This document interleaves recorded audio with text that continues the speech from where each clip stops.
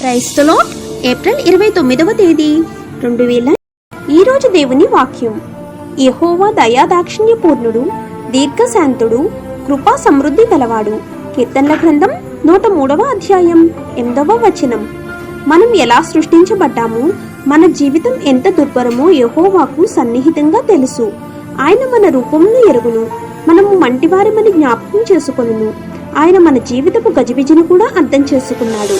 మనుషుడు అతని దినములు గడ్డివలే నిన్నవి, పొలంలో పుష్పము వలె అవి పూయును. గాలి దానిని దాటిపోవునప్పుడు అది ఇక ఉండదు, దాని స్థలము దానిని ఎరగదు. ప్రభువు మనలను ఎరుగును, ఆయన మనలను ప్రేమించును. అలాంటి కరుణ, కనికరం, దయ, ప్రేమ వంటి వాటిని ఆయన ఎల్లప్పుడూ మనకు ప్రదర్శిస్తాడు. మన జీవితాల్లో దేవుడు దయతో చేసిన కార్యాల గురించి, కష్ట సమయాల్లో మనకు ఆయన చూపిన వాత్సల్యత గురించి, ఆయన ప్రేమపూర్వక దయ గురించి మనం ధ్యానిద్దాం. ఆమేన్. God bless you.